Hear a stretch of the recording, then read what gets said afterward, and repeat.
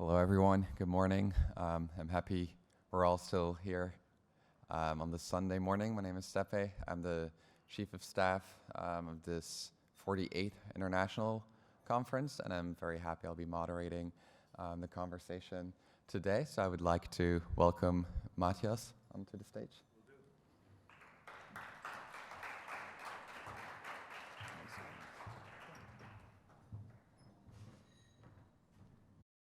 Does this work? Can you hear me all Hello, right? hello. Yeah, I think it works. Good. So Matthias, tell us a little bit more about yourself. So first of all, good morning. Matthias Kuhlmey, the Chief Development Officer of Hightower Advisors. A little bit of housekeeping, I'm not supposed to be here. So I'm stepping in for Bob Orrs, our CEO. His flight was canceled, so I'm entirely underprepared. If you want to hold it against me, I'm sorry, but we'll figure it out. Is that okay to say? Yeah. Okay, good. The second part, congratulations to you. All of you are incredibly focused, successful. We were just talking in preparation. When I was at your point in life, I had no idea what to do. And then sort of I took my path, and I think that's a little bit what we want to talk about. And the third, you are in New York City on a Sunday morning, 9:30. I mean, all of you are going to be successful, no matter what. I find it fascinating. And then I also realized that these slim fit shirts really are not good for these chairs. So on that note, really happy to spend this time with you. And I would hope that we just have it as an open forum, that we spend time, that you have questions. I brought a couple of slides that we can certainly use. My background for that matter, I've been in global finance and wealth management for 30 years in Europe, in the US, and over the last 13 years, in fact, today is the actual day I joined a startup, Chicago-based, 13 years ago, that happens today and back then to disrupt the wealth management space.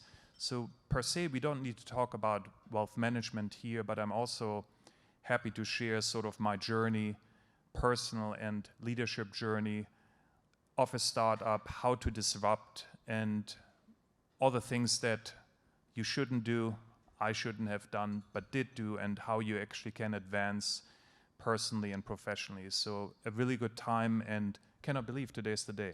I'm sort of just registering that.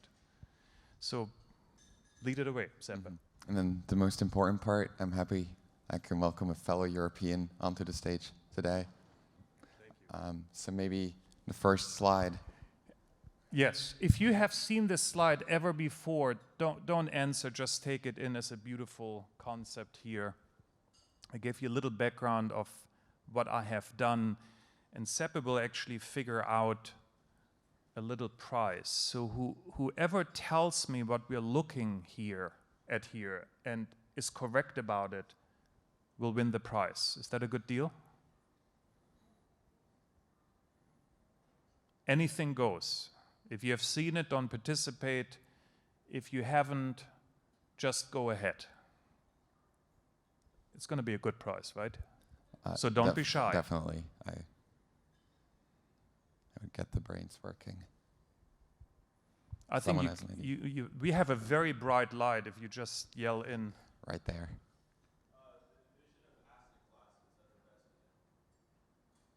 Okay. Other ideas? I'm not saying it's right or wrong. I'm not suggesting that at all. Other ideas? That cannot be it. Yes, right there.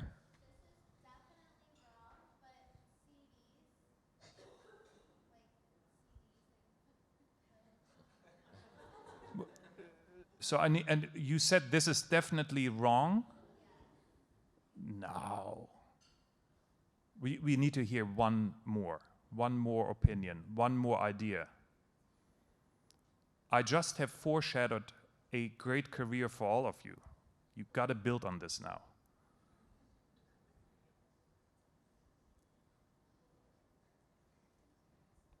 It's a quiet and shy group. No one has ever won the prize. I've been using this for years and years.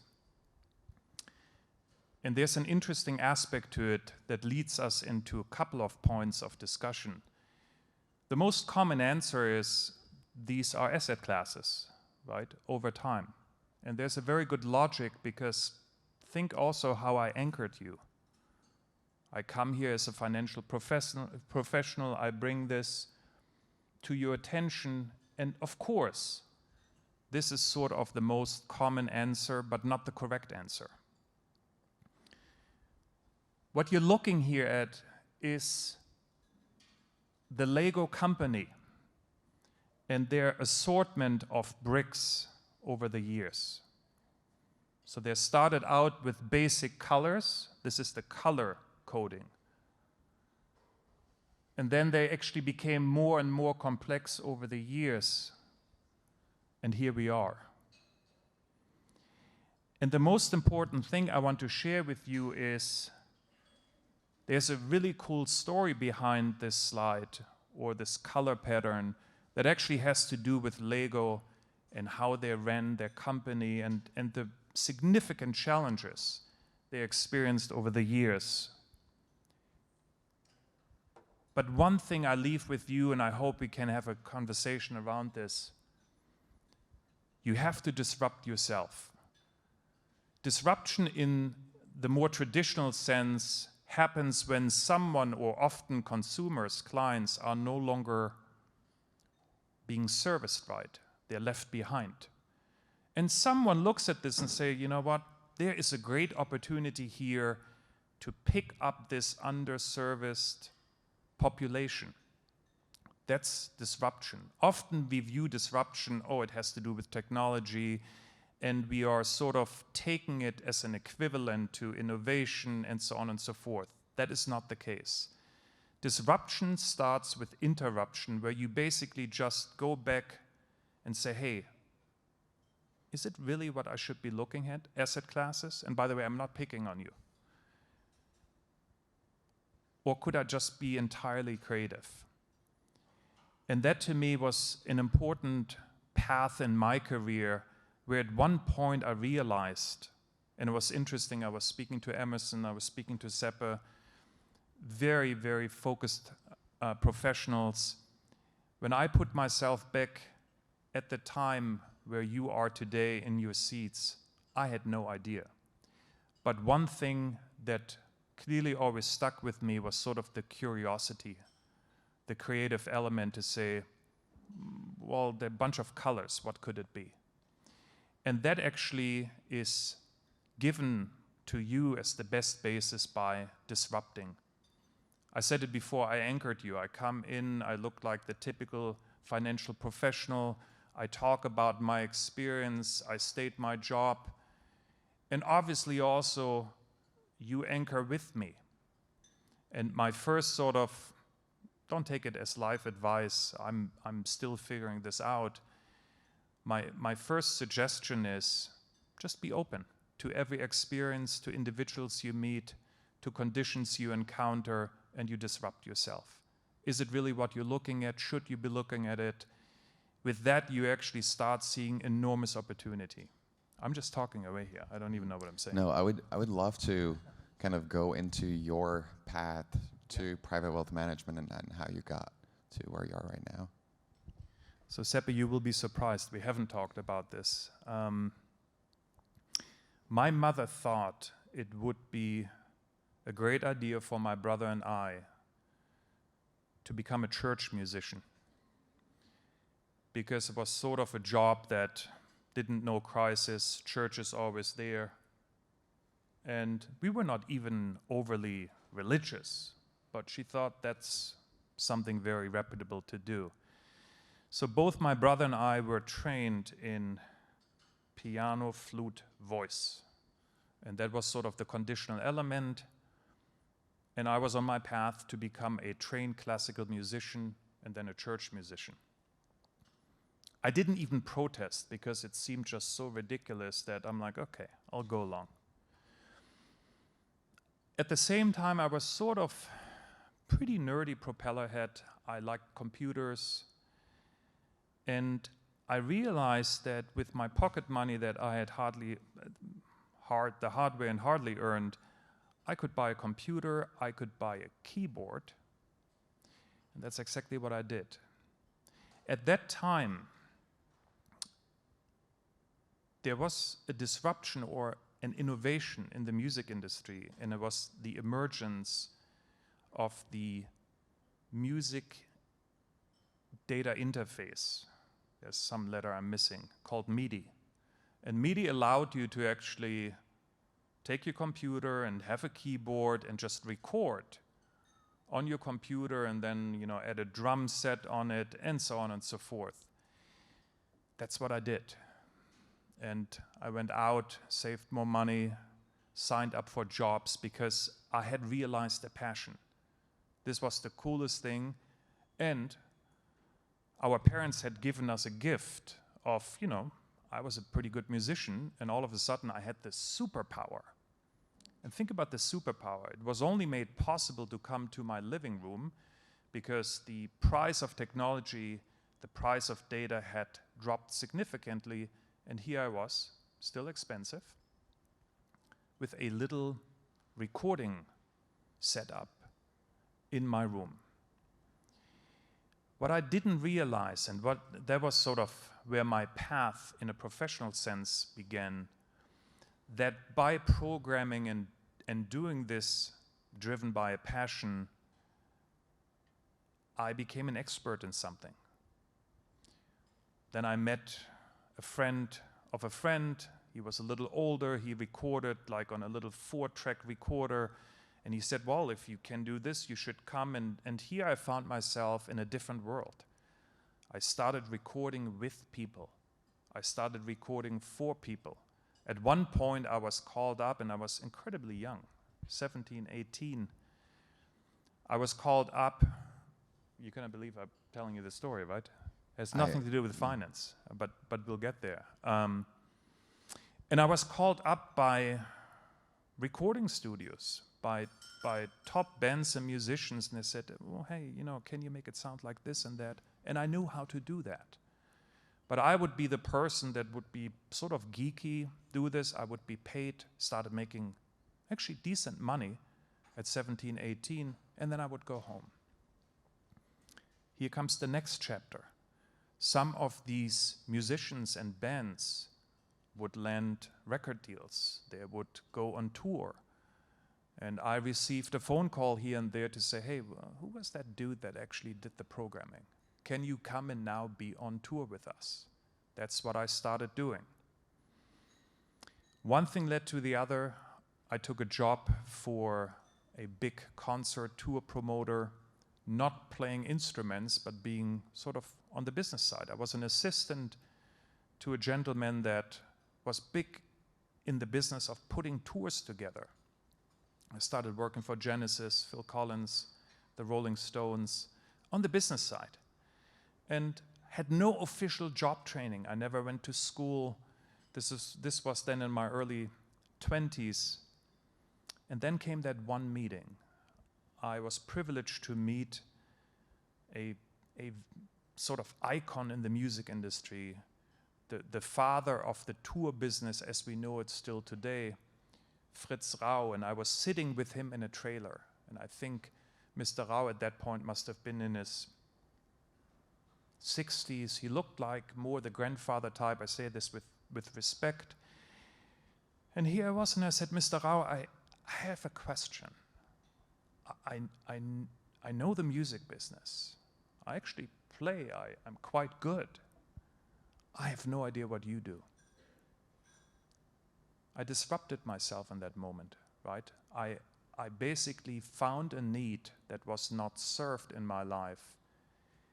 And to my surprise, Mr. Rau looked at me and he said, boy, I want you to write a letter to the 3 big banks I grew up in Germany. It was Deutsche Bank, Dresdner Bank, Commerzbank. I want you to apply for their business school program 2 years, and then you come back to me. That was my order. Next day, I wrote the letters. Deutsche Bank offered me an opportunity. I remember I came, I had no idea how this all worked. I had a turtleneck, I had longer hair. I rolled in, I said, can we wrap this up in 30 minutes? I only put, money for 30 minutes in the meter. They were looking at me like, who are you? But I may have been interesting enough, and they offered me a job. And so I did a rotational program for 2 years. One thing led to the other. I tell you the other part. But today I'm here, and I actually, when Zeppe and Emerson and I spoke in prepping for this, I was just back in my hometown, that same hometown where I started recording 30 years ago. And I would walk the streets, and see friends and have a good social network.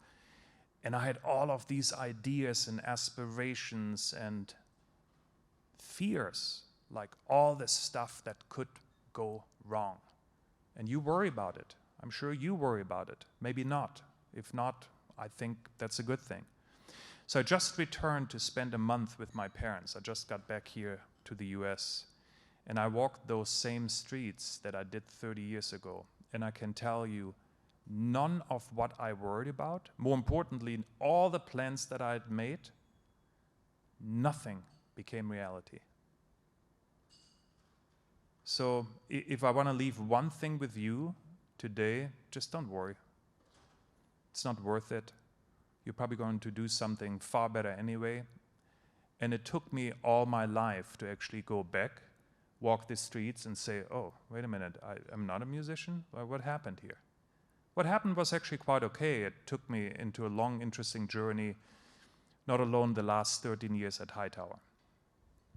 And I think that's a really great takeaway. I think all of us students sometimes have a lot of preconceived notions about what steps to take and how to go and get to the next thing to succeed.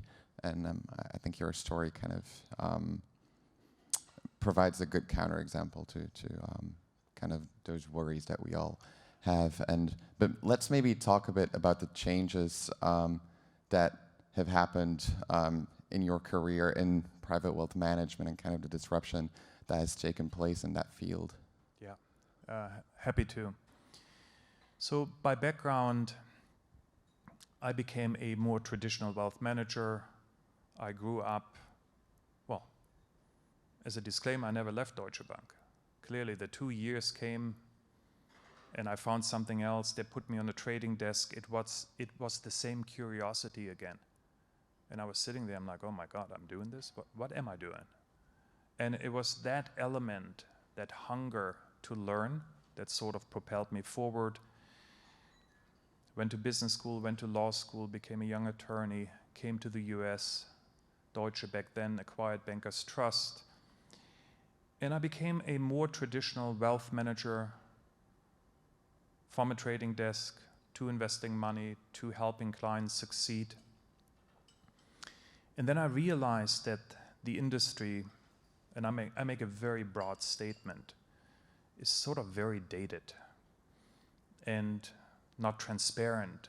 And it was sometimes nearly mystical for clients to understand, what is it that I'm actually doing here? Why is it that I'm investing? Why is it that I receive certain advice? I'd never thought about it until the financial crisis came, and you sort of reflect. You had to reflect. It didn't matter where you were. This is not firm specific. An entire industry failed collectively. And it gave me thought, and I'm like, I wonder if there is a better model where everyone is aligned, where economics and interests are aligned. And so here I was, basically put a business plan together. I'm like, I'm starting my own business in 2008 and 2009. I mean, think about what a stupid idea. And then as I was sort of fundraising, telling my story, someone said, well, have you met this person over here and so on? And pure coincidence, I met the founder of Hightower. probably 14 years ago, and he said, well, I'm doing this thing, and it's all fiduciary minded, and so on and so forth, and you should just come here, forget about your own business. And I went home that day and I said to my wife, I met this guy. He's so crazy. I think I'm going to do that. It was really that. It was that same curiosity again. Disrupt yourself. There was something that was not solved for. And when you go back to sort of my early definition of disruption, someone was left behind. There was a gap. There was an opportunity gap that someone had to close.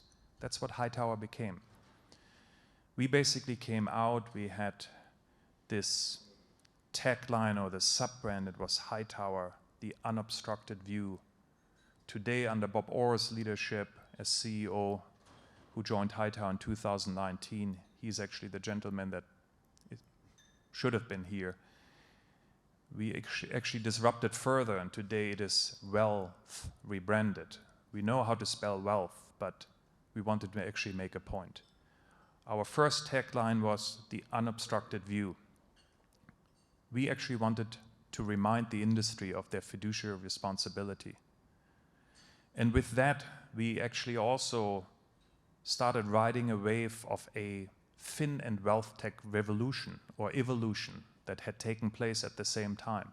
You know, sometimes you also need to be a little lucky. Things happen and you need to see them and put them together. Coming back, it's like building Lego. You see the pieces and you're like, oh, wait a minute, I can combine this and make something new. I can increase the color, the mix that we see.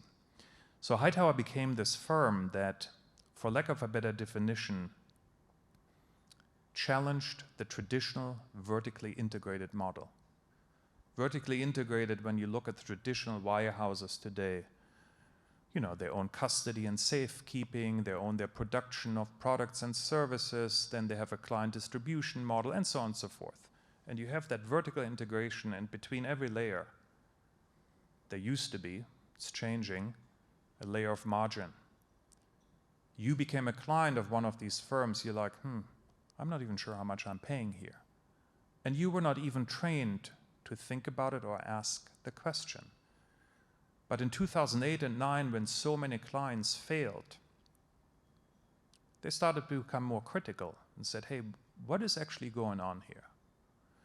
And with that, also the advisors became critical and said, well, this is really interesting. I thought we are in good shape. I thought we are protected. I actually didn't ever think about how our business model is structured, architected, composed. And then you had Hightower, and we became a modular firm. You see, it all goes back to the Legos. And we said, oh, wait a minute, custody we do with independent firms. Products, we use third parties. And we actually, as individual advisors that sit in the business, will have no economic arrangement where we are being paid by others to distribute. No, we are being paid for our advice. To this day, Hightower is a predominantly, I want to say, 98% revenue-based, advice fee-based company. We're not making our money by placing product, taking a cut, and so on and so forth. It was that enormous fiduciary element and a lot of great advisors that came and joined us at that time because they were fed up. They turned around and said, wait a minute, I was affiliated with firms that sort of almost tanked the world, and this is universally true. And then we have a culture that no longer lends itself to providing good advice or keeping clients happy or actually making me happy as an employee of this firm. And then there was Hightower. And I tell you, people looked at me like, you're doing this now, 2008 and 2009? You're crazy. It's never going to work. And by the way, there were many instances where I wasn't sure that it actually would work. But I can tell you, coming back to walking the streets of the things that you fear, I was wrong again. You fear a lot of things that actually never turn out to be, and the things you should have worried about, you just didn't think about. So it's a good balance, and you can use your energy to basically observe, disrupt yourself. Hightower today is a firm, and I think we have a breakout session to talk more about Hightower in detail, with plus 1,000 employees, 127 firms that have affiliated with us. We are a national firm with a national footprint, and it has become a true testament to disruption in the financial industry. And by the way, you see this here. I think we had a slide here, but it doesn't matter. The business today needs to fulfill different criteria. Clients are different today. Clients, especially an emerging group of wealth, has grown up in a time where their personal data is sort of sitting on a cloud and everything is far more experience-driven.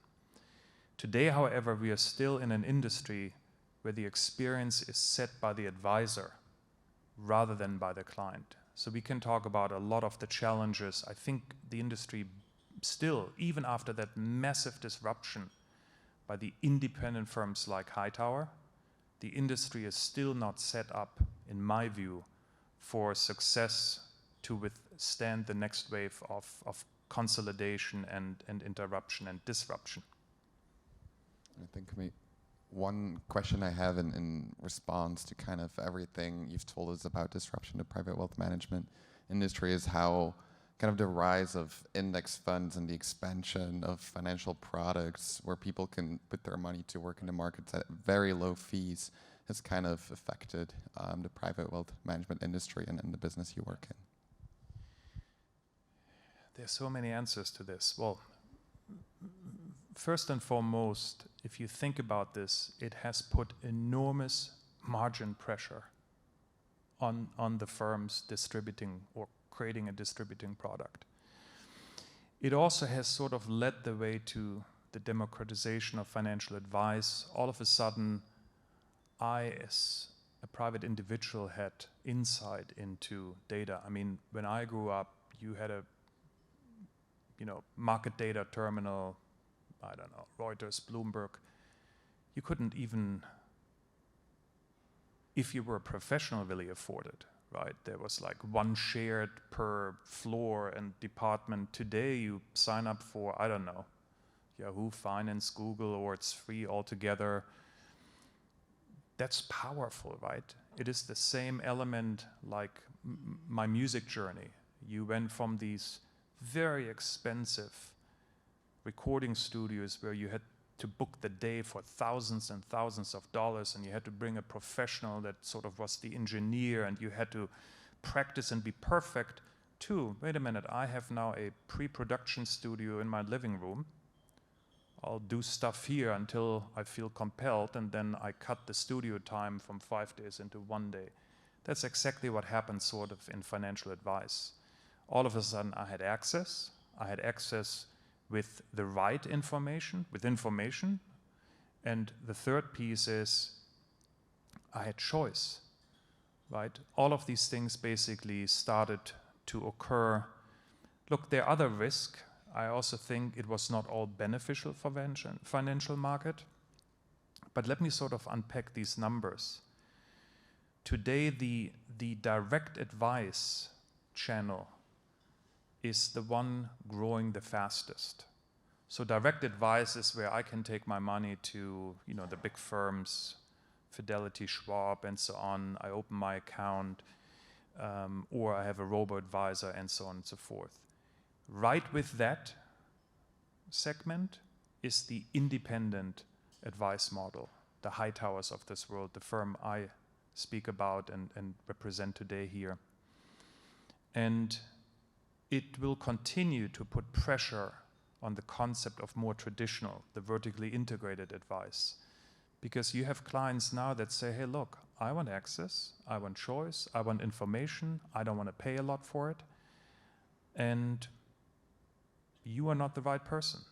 The financial advice business today, especially from the viewpoint of upcoming generations, is just not trusted. Oh, let me say it differently. We are not seen as very relevant. And that is something that will break down that slide. This is relevant for all of you. As emerging talent, our industry has to become softer, more diverse, leaning into technology, so the skill base will shift. And to me, that's very exciting, right? You have learned a little bit about my story today, and to me, it is that curiosity to say, oh, wait a minute, I think I have seen this before. We have seen it before in the music industry, not only from my perspective. Think about how music or media has been consumed. It went from records to CDs to MP3s, or you look at how you consume a movie, it was on VHS. Today, and this is the most important point, I come to your question, it is not so much about the product anymore, it is about the experience, and is really my need personally met. And when you think about today, you have, I'm sure, Apple TV, and then you go to that, put your cursor up to the Watch Now, and the Watch Now brings other services, maybe your cable provider, maybe another provider that offers content into the Watch Now. So all of a sudden, your experience has tremendously improved. You have one system to worry about, and now two other things that go into the aspect of financial advice. It is also a community network experience, because now you can say, hey, whoever watched this and whoever listened to this also did this. Financial advice, especially around the passive investing, in my view, will be exactly like that. Like someone that has invested in this also would do this. We are going there. And I can tell you that most of the industry is not prepared. Let me offer a third piece, rated advice.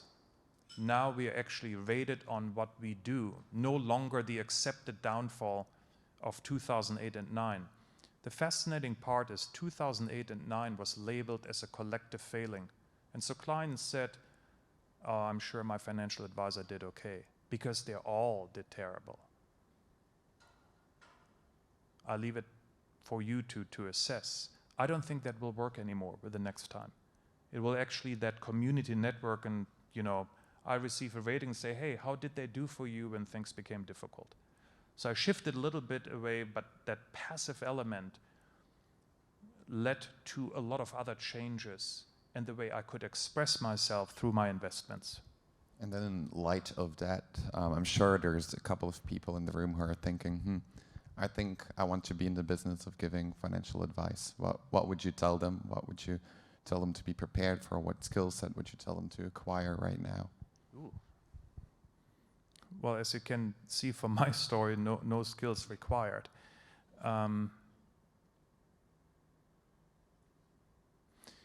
If you think about Peter Drucker, he wrote that little booklet, I'm trying to remember, Managing Oneself. Probably a little outdated, if not, it's a read you can do in an hour and a half max. And I think if I had to answer your question, Zeppe, manners, ethics, and values is what counts. We'll talk about skills too. I'll come back to that. Manners is sort of just how you lead yourself, how you show up, say thank you, say good morning.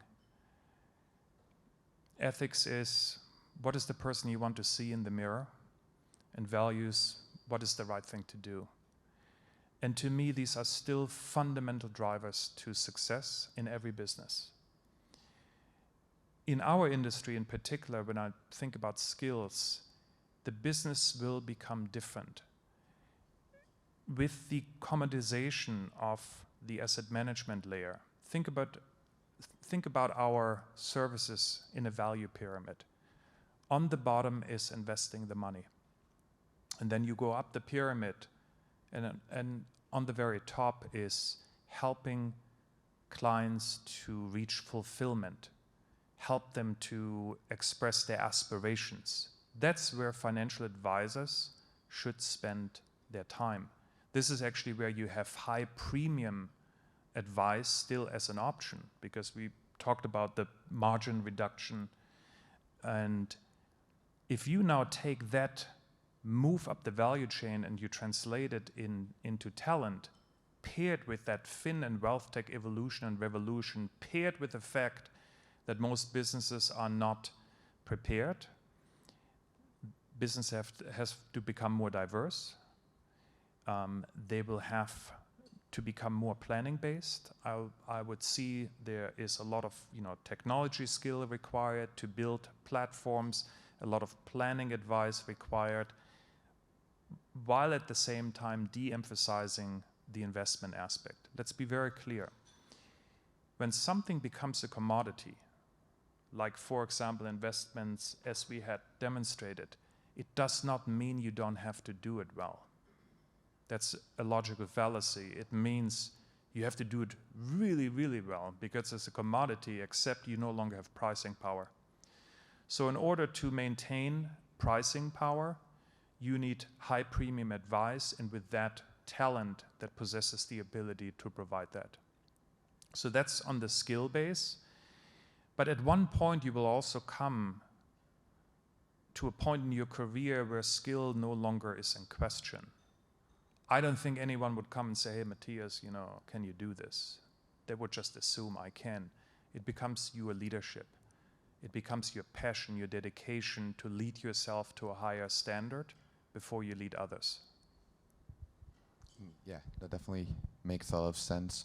I think one question I always have to ask when I get to meet someone who works in financial services, can you beat the market?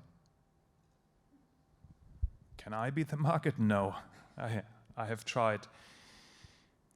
Look, I do think there are firms that can create meaningful alpha over time. I don't think I have seen firms that will consistently do that. And I'm not an investment professional. I grew up on a trading desk, but that was more market related. I have not really invested money for others. I find it difficult to believe. And at the same time, let's go back to the client experience. I'm not sure that this is why clients hire you, right? If we talk about wealth management. But specific to your question, Seppe,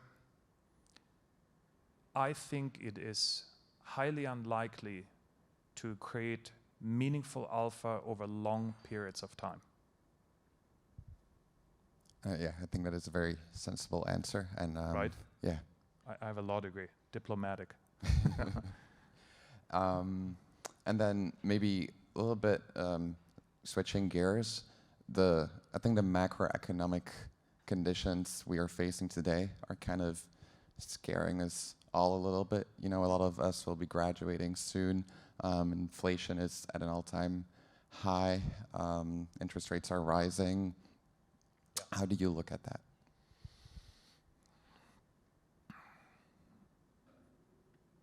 You will be surprised about my answer. I am shocked that we're looking at this now.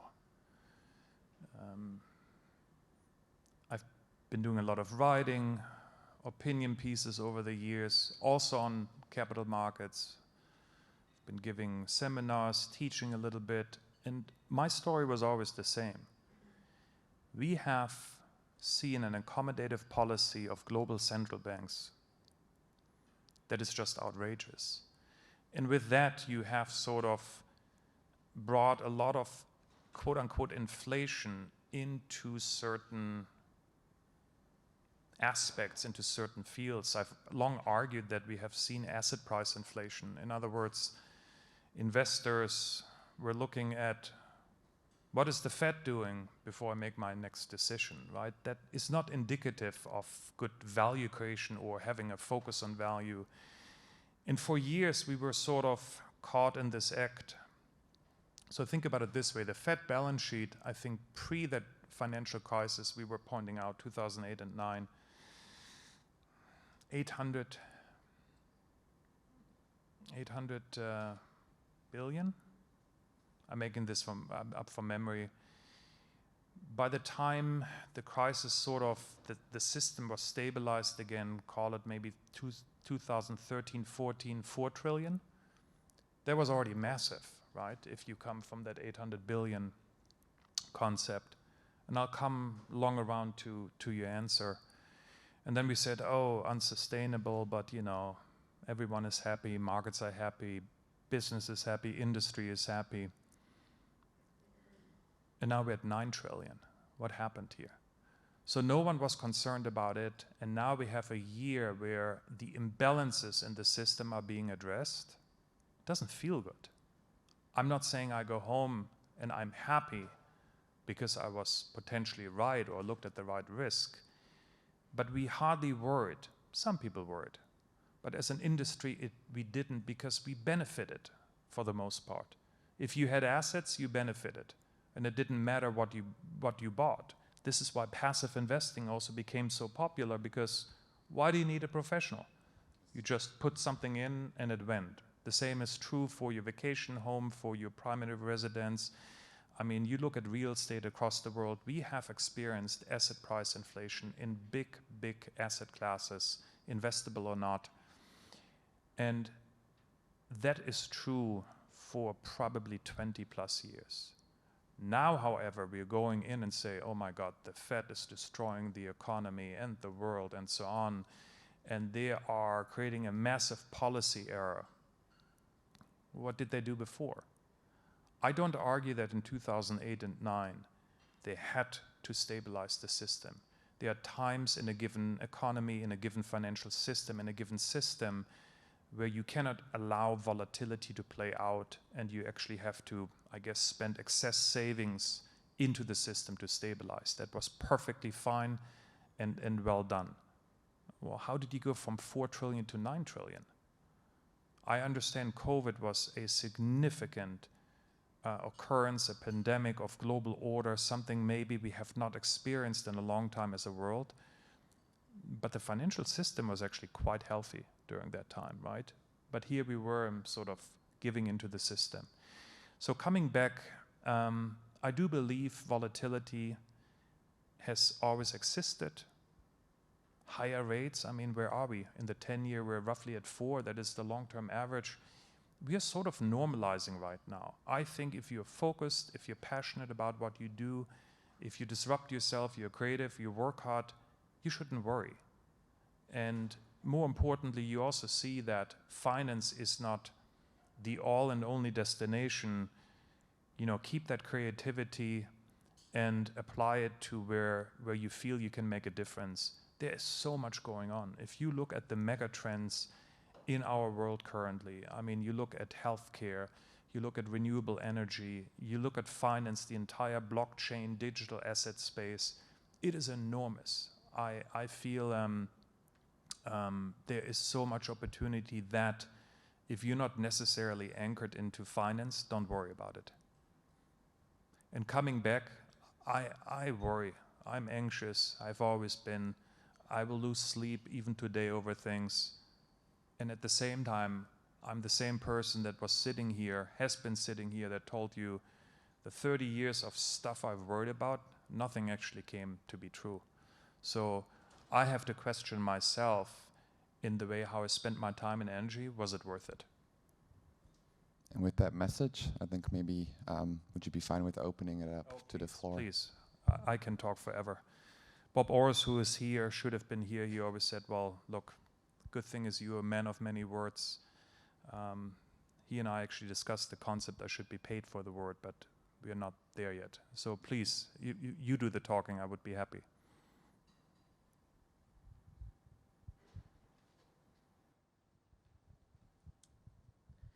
Hi, my name is Jason. I'm a senior from University of New Hampshire studying entrepreneurship. And my question kind of revolves around long-term value creation. Most of the best investors that I've met focus on long-term returns, but it seems like the incentives in Wall Street are not very well aligned with that.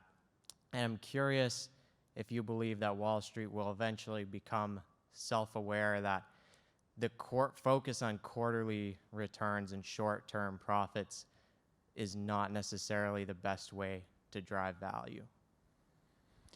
No, Jason, thank you. There's a lot there, and I will try to sort of answer from my non-investment professional experience, my own experience, but also address your points. I think one aspect about Wall Street, when we say quote-unquote Wall Street, we're looking at the traditional firms that provide financial advice, more often the vertical integrated player that I had mentioned. And their business models, for the most part, were like manufacturers. I produce something, then I hopefully find someone that has a need for it, and then I sell into that need, and I win a prize, either by reoccurring revenues or fees to me or one-time placement fee. I'm not saying there's anything terrible about it, but when you think about it culturally, it is sort of never aligning the client and quote-unquote Wall Street. So that's the first thing. As long as the client, the final end client, is not completely disrupting that business model, it will be around.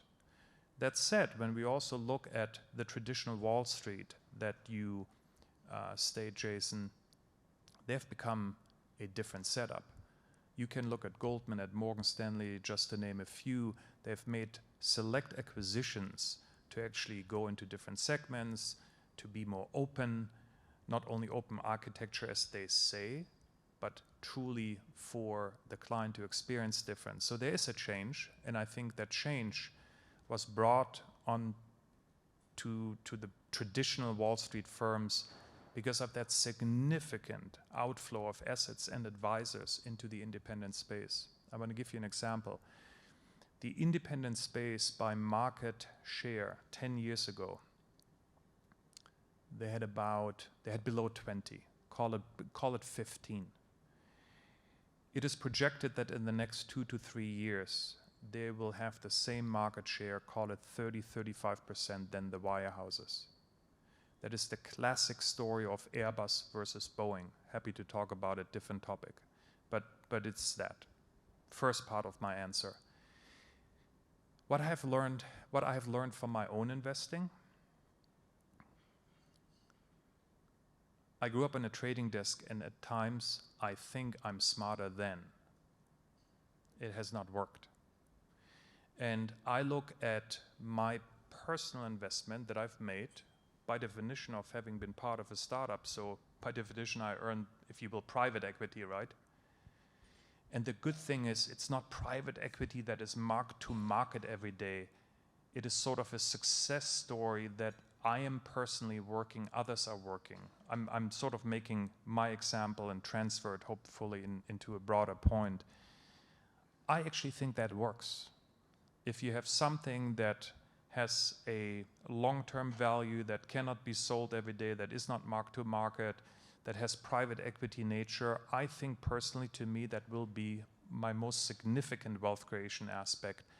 I don't think, however, to tie it back to your first question, that Wall Street necessarily works this way. It's not their business model.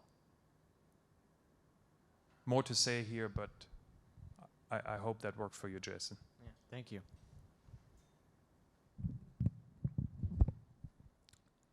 Yep. Hi. So my name's Sam. Nice to meet you. I'm Sam. a final year philosophy, politics, and economics student at the University of York in the UK. I really enjoyed hearing your story. It's like quite sometimes uncommon for someone to have like a music background in the beginning, going to finance. So I thought that was really interesting.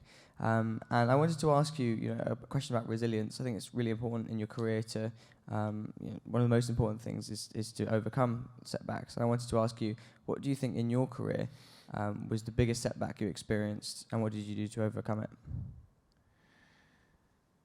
Sam, right? Whew. We need to have a beer on that.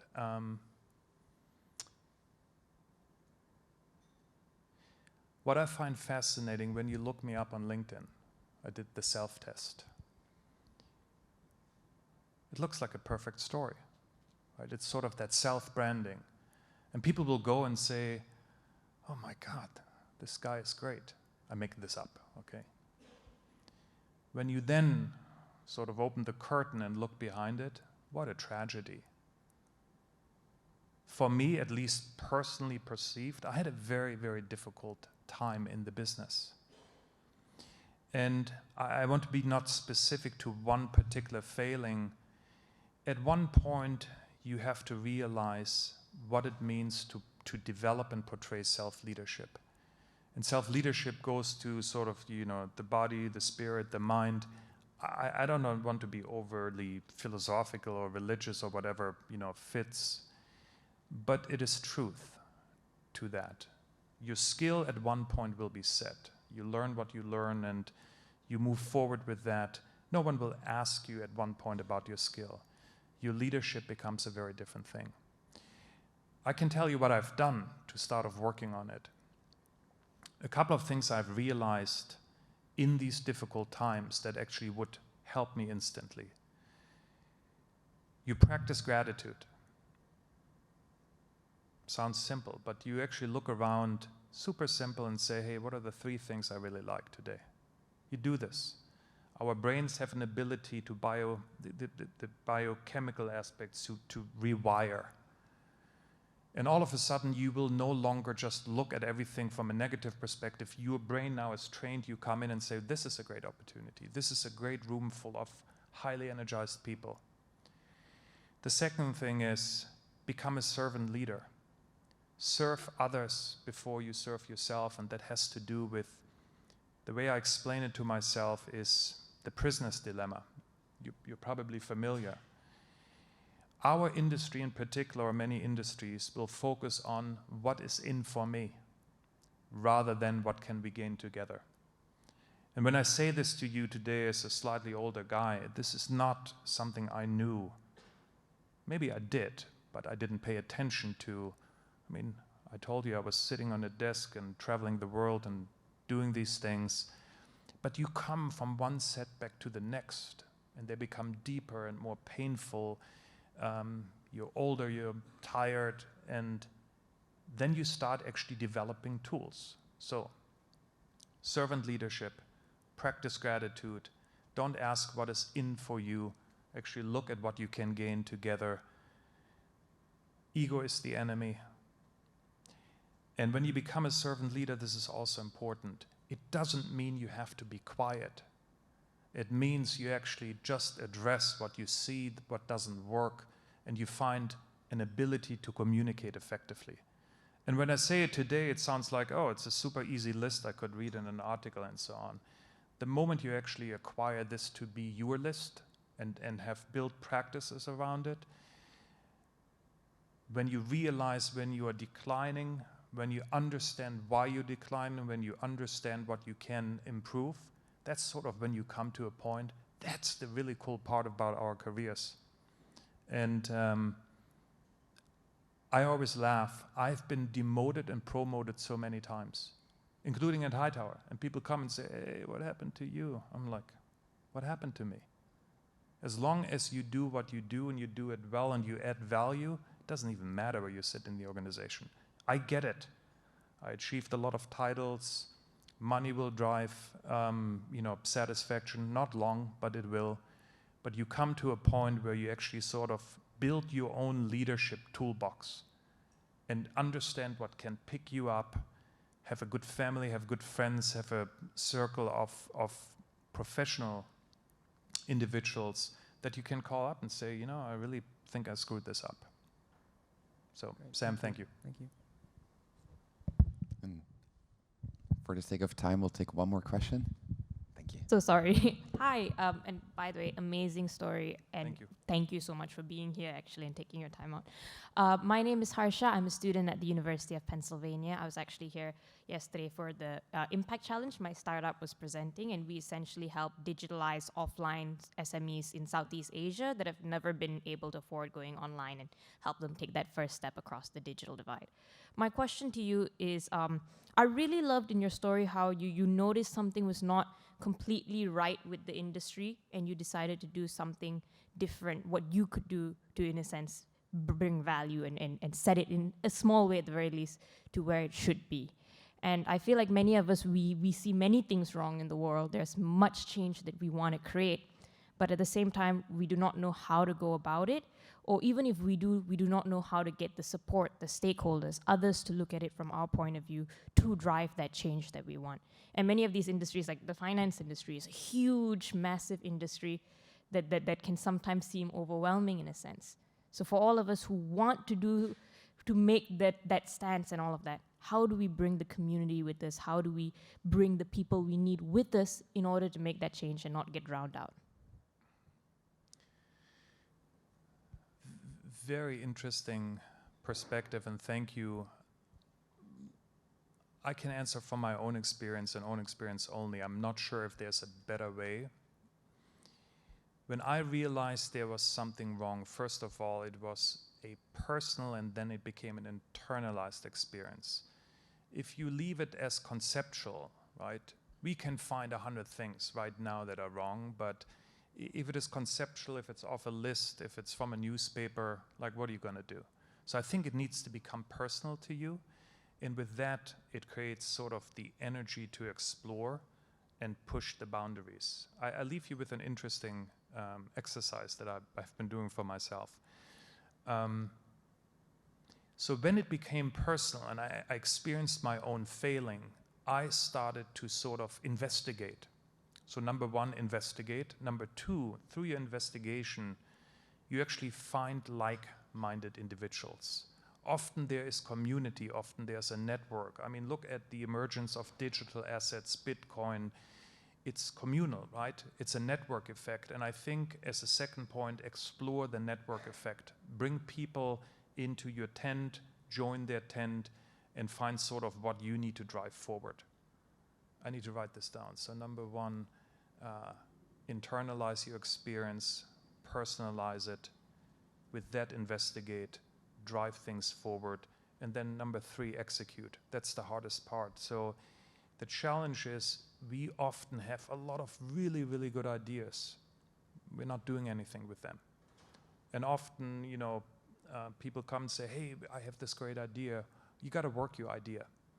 So I'm giving you sort of the general concept. What I'm currently doing for myself, I don't know, I just came up with it. And I basically say, hey, I opened this Word document and I said, what is my plan B? What is it that would push the envelope? Second category. And third, he has lost his mind. And I'm like, oh, this is probably fun. And I'm like, I'm going to put 5 bullet points in each. And you know what I realized?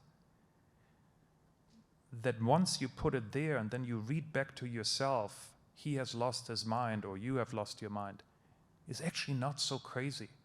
And then you look at the plan B, and the plan Bs are just as good or bad as the plan As. We're coming back to that initial aspect. What are we going to worry about? So for me, it was really, I hope that's an acceptable answer. I had experienced it. I personalized it. I made it my issue. I looked for people that could be with me or with them. And then we had to execute. I think these are the aspects. There's so much to do, especially in finance. I could go on here for another set, but Seb is going to throw me off the stage here, but hope that works for you. And also look me up. I'm on LinkedIn, happy to be in touch and connect after the fact. Thank you. That was great. Thank you. Thank you, Matthias. It was very insightful, lots of great lessons and takeaways, and I'm sure you'll have a great conversation with a couple of students in the executive seminar later. Thank you.